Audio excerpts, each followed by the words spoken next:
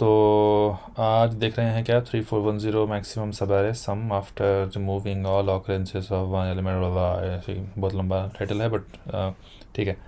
Point ये है कि this is based on segment tree जो लास्ट वीडियो में कवर हुआ था, और उसमें क्या किए थे, रेंज सम क्वेरी वाला क्वेश्चन किए थे, which was one of the first question you should do after तुमको समझ में आ गया कि सेगमेंट्री क्या होता है, और सेगमेंट्री समझ में आने के लिए क्या वीडियोस देखने वगैरह मैं बताया था लास्ट वाले में। इस वाले में वो कंटिन्यूएशन है उसका। अब है कि रेंज सम क्वेरी के जस्ट बाद तुमको ये अटेम्प्ट करना चाहिए कि नहीं, वो मेरा सजेशन नहीं है, वो तुम देख लो। बट जस्ट मैंने सेगमेंट्री पढ़ा और रेंज सम क्वेरी किया क्योंकि मुझे ये क्वेश्चन करना था। क्योंकि ये गूगल टैग वाले उसमें क्वेश्चन था ये, तो मेरे को ये करना था। तो अभी तुम ये जब भी करो या अभी ही कर लो, बहुत बढ़िया बात है। तो इसमें क्या है, अगर पिछले वाले का पैटर्न थोड़ा याद है सेगमेंट्री का कैसे किए थे, ऐसे ही वहाँ पे एक क्लास बनाए थे ना, याद है? ऐसे एक क्लास बनाए थे, तो वैसे ही एक सेगमेंट्री का क्लास यहाँ भी बना देंगे। और अभी अगर देखोगे ना, बहुत सिमिलर लगेगा तुमको, बस थोड़ा सा लॉजिक चेंज होता है। ठीक है। तो ये है पिछले वाला जो लास्ट टाइम देखे थे। तो अभी तुम अगर देखोगे ना, अब बहुत सिंपल लगेगा, क्योंकि जैसे मैंने बताया था ना, ये क्लास लिख दो। क्लास में क्या क्या क्या क्या था सेगमेंट्री क्लास में, तुम्हारा कंस्ट्रक्टर था, बिल्ड का फंक्शन था, अपडेट का फंक्शन था, और क्वेरी का फंक्शन था। ठीक है। अब और बाकी तो ऐसे सिंपल था। उसी तरह यहाँ भी हम वही करेंगे, बिल्ड करेंगे, अपडेट करेंगे। बस यहाँ पे क्वेरी का ज़रूरत नहीं पड़ा, क्वेरी फंक्शन लिखने का, क्योंकि क्वेरी इसमें रूट पे ही तुमको जो चाहिए वो मिल जा रहा है, तो क्वेरी की ज़रूरत ही नहीं पड़ रहा है, इसलिए यहाँ पे क्वेरी नहीं है। इसलिए यहाँ पे देखो, अब तुम मैप करके कोशिश करो पिछले कोड और ये कोड। ये है, ये सेगमेंट्री वही क्लास है, इसमें कंस्ट्रक्टर है, 3 कंस्ट्रक्टर है इसमें। तो वो तो यूज़ केस बेसिस पे 3 कंस्ट्रक्टर बनाया, बट तुम अगर देखोगे ये स्ट्रिंगिफाई ऐसा ही है। ये मेरे को टेस्टिंग के लिए मैंने देखा था, अब इसको इग्नोर मार दो, ज़रूरत नहीं है। बट मेन चीज़ क्या है, ये बिल्ड है और ये अपडेट। बिल्ड और अपडेट तो वही है। और बिल्कुल सिमिलर कोड है, तुम अगर ध्यान दो यहाँ पे, देखो सेम चीज़ हो रहा है। पिछले बार में क्या किए थे, सेम किए थे, रिपीट नहीं करूँगा। बस तुम्हारा कोर लॉजिक नहीं होता वहाँ पे। कर डॉट सम में क्या हो रहा था, मेरे को, मैं बिल्ड निकालता हूँ यहाँ पे। ये देखो, कर डॉट सम में जो एक चीज़ आ रहा था, और बाकी ये सब देखो कैसा है, बिल्कुल सेम नहीं लग रहा? सेम है ना? हाँ। उसी तरह अपडेट में जो लास्ट टाइम था, अपडेट देखो, है ना? अपडेट है। बस क्या है कि लास्ट टाइम ना हमको जो सम चाहिए था ना, वो सम ऐसे उसका left left sub tree right sub tree के सम से मिल जाता था। तो यहाँ पे वो स्ट्रेट फॉरवर्ड नहीं है। ठीक है। तो ये जो एक लाइन था सम निकालने का हमारे पास बिल्ड अपडेट में लास्ट टाइम, उसके जगह में यहाँ पे एक मर्ज फंक्शन लिखा गया है, दैट्स इट। ये भी एक ही लाइन है, बट मर्ज फंक्शन से हो रहा है। मर्ज फंक्शन में और थोड़ा कोर लॉजिक है। अदरवाइज तुम देखोगे तो पैटर्न सेम रह रहा है। यहाँ पे देखो, अपडेट लिखा, बिल्ड का अपडेट का पैटर्न सेम है। तुम बेसिकली ट्री बना रहे हो ना, बिल्ड में ट्री बना रहे हो, अपडेट में ट्री अपडेट कर रहे हो। अब जो सम की जगह जो यहाँ पे मर्ज है, मर्ज में थोड़ा कॉम्प्लिकेटेड लॉजिक है। इसको समझने के लिए थोड़ा सा मुझे ड्रॉ करके देखना पड़ा। तो हो गया, तो मैं वही दिखाऊंगा। अभी मैंने ड्रॉ किया है, तो वो दिखाऊंगा। तो भाई बस वही है कि सम की जगह पे यहाँ पे मर्ज फंक्शन कॉल हो रहा है, वहाँ पे वो कुछ कुछ चीज़ें हो रही हैं यहाँ पे। और क्या क्या चीज़ें हो रही हैं, वही जो हमको चाहिए। लास्ट टाइम वो क्या चाहिए था, इसमें हमें मतलब हर नोड में हमारे पास होता था स्टार्ट एंड, वो इंडिसेस है। वो नोड जिस इंडिसेस रेंज को रिप्रेजेंट कर रहा है वो स्टार्ट एंड। ये तो लास्ट टाइम भी था, ये देखो, लास्ट टाइम भी था, स्टार्ट एंड था। अब लास्ट टाइम जो सम था ना, यहाँ पे सिर्फ सम नहीं है, उसकी जगह बहुत सारी चीज़ है। तो वही ये सब है, टोटल सम, प्रीफिक्स सम, सफिक्स सम, मैक्स सम। ठीक, 4 चीज़ है। बाकी तो हर नोड का लेफ़्ट राइट होगा ही, है ना? तो वही यहाँ भी वही है। ठीक है। तो क्या बदला, बस ये सम सम की जगह, एक सम की जगह 4 सम हो गया। अब एक सम की जगह 4 सम अगर है तो सीधा तो वो, और वहाँ पर सीधा ऐसे ऐसे लॉजिक नहीं है कि भाई लेफ़्ट का सम और राइट का सम ऐड करके इसका सम हो गया, ऐसा नहीं है। थोड़ा सा कॉम्प्लेक्स है, तो उसके लिए बस एक फंक्शन लिख दिए, दैट्स इट। कुछ कुछ है, कुछ नहीं है, सिंपल है। तो मेन मेन एनर्जी जो लगी है वो इसको करने में लगी है कि भाई ये मर्ज के लिए क्या करना है। ऑल्दो आई डोंट थिंक इतना कॉम्प्लिकेटेड कभी पूछेंगे इंटरव्यूज़ में, लेकिन अभी आइडिया वाइज क्या है कि वही बिल्ड करना है, अपडेट करना है, क्वेरी करना है।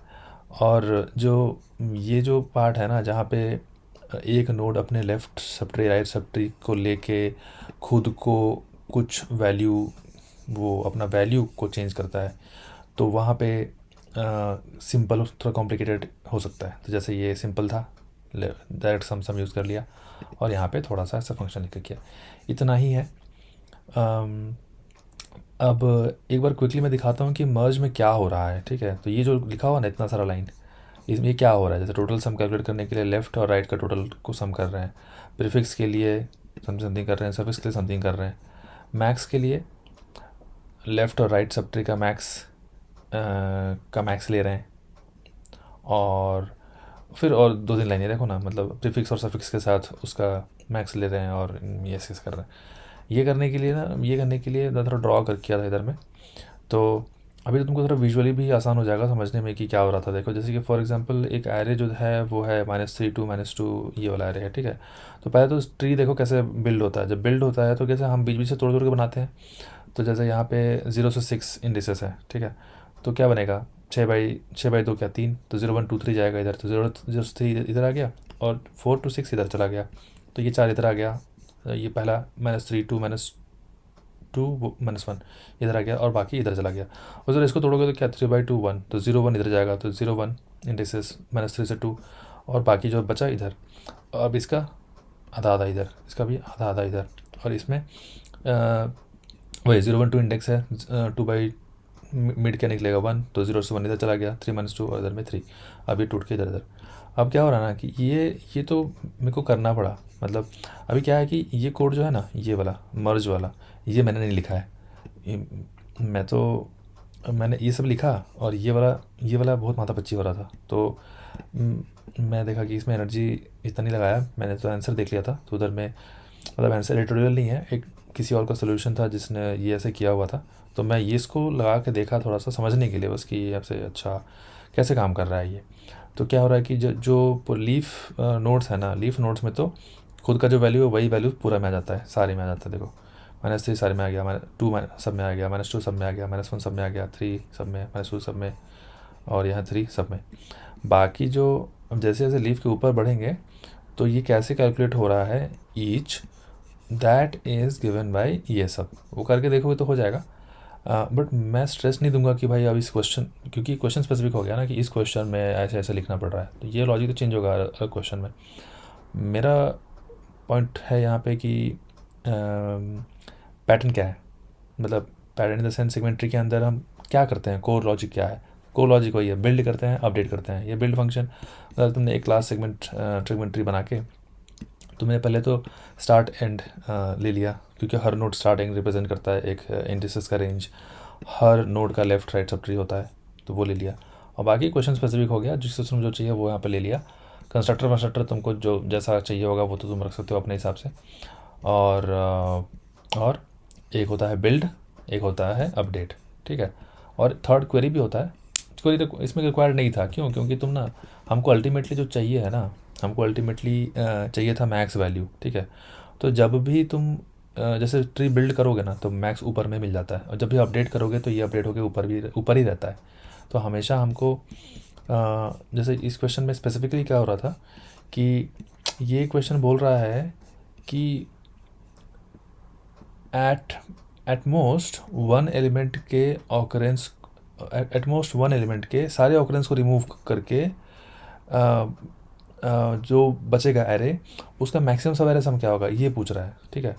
तो इस क्वेश्चन में स्पेसिफिकली तो क्या हुआ कि हमने पहले ये वैल्यू टू इंडिसेस का वो ट्री मैप बनाया था। अब थोड़ा कॉम्प्लिकेटेड है, चलो ट्राई करता हूँ समझाने का। अगर तुमको इंटरेस्ट है समझने में तो समझ लेना, नहीं तो यहीं पे स्टॉप कर जाओ, तुम्हारा यहीं तक था। बाकी मैं लिंक विंक डाल दूँगा कोड का, ठीक है। तो अब मैं थोड़ा सा ये समझाता हूँ इसमें, इस क्वेश्चन में स्पेसिफिकली क्या हो रहा था। तो जैसे इस क्वेश्चन में यहाँ पे देखोगे ना, जैसे ये वाला यही मैं दिखा रहा था वो ड्रॉ करके। तो इस क्वेश्चन में क्या हो रहा है कि अगर तुम जैसे -3 को, जैसे यहाँ पे बता रहा है -3 को रिमूव करोगे तो तुम्हारे पास ये बचेगा, ठीक है। अब इसमें मैक्सिमम सब एरे सम क्या होगा, 4 होगा। कैसे होगा, ये लास्ट वाला 3 3 3 6 -2 4, अब उसी तरह ये बोल रहा है कि सारा ऑकरेंस -2 का हटा दोगे तो क्या एरे बचता है, ये इसका मैक्सिमम सब एरे सम क्या होता है 7। कैसे, ये यहाँ से यहाँ तक लोगे ना, 3 3 6 -1 5 2 7, ठीक है। इस तरह -1 हटाओगे तो 4 बचेगा, और 3 हटाओगे तो 2 बचेगा, ये है। तो इसके लिए क्या क्या लॉजिक है कि हमने हर वैल्यू के अगेंस्ट, ठीक है, अगर वो रिपीट हो रहा है तो जहाँ जहाँ रिपीट हो रहा है उसका इंडेक्स स्टोर कर लिया। वो हो रहा है यहाँ पे, ये देखो क्या किया, पूरा ट्रैवर्स किया अरे को, और हमने इंडेक्स स्टोर किया है हर वैल्यू के अगेंस्ट में, उसका इंडेक्स स्टोर किया है। जैसे अगर -3 मल्टीपल टाइम्स होगा ना तो किस किस इंडेक्स पे है वो स्टोर किया है -3 के अगेंस्ट, फॉर एग्जांपल। तो ये करने के बाद क्यों, क्योंकि क्या होता है कि किसी एक एलिमेंट के सारे ऑकरेंस को रिमूव करना है ना, इसी के लिए हमने सारे ऑकरेंस का इंडेक्स स्टोर कर लिया। डन, इतना ही है यहाँ पे। अब जब ये हो जाता है, एक तो होता है, और उसके बाद जो बिल्ड कर दिया शुरू में, तो पहले पूरा बिल्ड कर दिए। बिल्ड करने के बाद क्या होता है कि तुम्हारा जो मैक्स सम है ना, मैक्स सम बिल्ड करने के बाद ही एक तो रूट में मैक्स सम रह जाता है, which is without any deletion. तो वो काम कहाँ आता है, अगर सारे नंबर्स पॉजिटिव है ना तो वहाँ पे काम आ जाता है। यहाँ पे मैक्स सम पॉजिटिव, मतलब पॉजिटिव वाले केस में क्या है कि at most one deletion at most one element का सारा ऑकरेंस बोला है ना, तो क्या बोलता है, it is optimal to not perform any operation, मतलब कुछ भी हम डिलीट ही नहीं करेंगे। तो इन दैट केस ये तो तुम्हारा रूट में पहले से 10 दे देगा, तो वो हो गया। लेकिन नेगेटिव केस, नेगेटिव नंबर्स हैं तो फिर आगे का केस बनता है। तो हमने वही किया, ये पहले ही बिल्ड करते ही जो टॉप में था वो हमने रख लिया अपने मैक्सिमम में। अब इससे ऊपर कुछ होगा आगे तो हम आगे में अपडेट करेंगे। तो वो ट्री में बनाया जैसे बताया था मैं अभी। अब अगर ये वही देख रहा है कि देखो, अगर हमने जो मैप बनाया है वो नॉन एम्प्टी है, और इस ट्री मैप समझ रहे हो, ट्री मैप में क्या होता है, ये इंटीजर लिस्ट है, इंटीजर और लिस्ट का मैप है ना ट्री मैप में। तो ये इस वाले के बेसिस पे असेंडिंग ऑर्डर सॉर्टेड होगा इस केस में। तो बोल रहा है लास्ट एंट्री, तो असेंडिंग ऑर्डर सॉर्टेड में तो मतलब लास्ट एंट्री बोले तो सबसे बड़ा वैल्यू इसका, वो अगर नेगेटिव है, बोल रहा है अगर लास्ट वैल्यू नेगेटिव है ये क्या केस बोल रहा है ना, अगर लास्ट वैल्यू भी नेगेटिव है इसका मतलब सारा एलिमेंट ही नेगेटिव है ना, कि ये तो असेंडिंग सॉर्टेड है, और लास्ट वैल्यू नेगेटिव है तो सबसे बड़ा एलिमेंट ही नेगेटिव है। हाँ, तो सबसे बड़ा एलिमेंट अगर नेगेटिव है तो सबसे बड़ा जो एलिमेंट है वो अकेले ही सिंगल वन लेंथ का सब एरे बनेगा जो तुमको मैक्स वैल्यू देगा, सोच कर देखो, ठीक है। तो वो हो गया। बाकी अगर नेगेटिव पॉजिटिव दोनों का मिक्स है तो हम आगे का काम करेंगे। क्या काम करेंगे कि हम वही जो अपने ट्री मैप बनाए थे उस ट्री मैप में हर वैल्यू के अगेंस्ट में हमको क्या मिलेगा, इंडिसेस। ये देखो वैल्यू हो गया और उसके इंडिसेस मिल गया। इंडिसेस का ये क्या बोल रहा है ना, इंडिसेस का साइज़ अगर n है, मतलब कि पूरे एरे में एक ही एलिमेंट रिपीट हो रहा था, उस केस में हम ब्रेक कर देंगे। सारा पॉजिटिव है मतलब, और एक ही नंबर है, मानो कि सारा ही 4 है for example, in that case only तुम्हारा इंडिसेस का साइज़ n होगा ना, सारा नंबर एक ही नंबर है और पॉजिटिव नंबर है। तो इन दैट केस तुम्हारा ऑलरेडी यहाँ पे कैलकुलेट हो चुका है पॉजिटिव वाले केस में, यहाँ पे ये तो इसलिए यहाँ पे ब्रेक हो गया।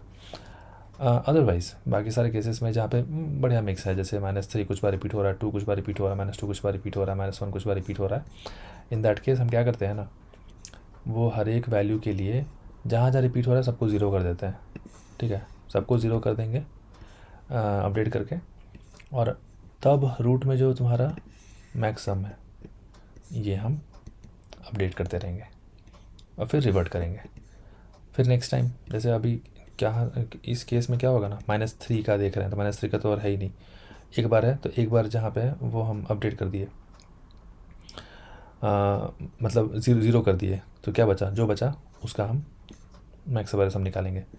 उसी तरह -3 के बाद अगर -2 है तो -2 जहाँ जहाँ है इसको ज़ीरो कर दिए, फिर जो बचा सबका निकाले।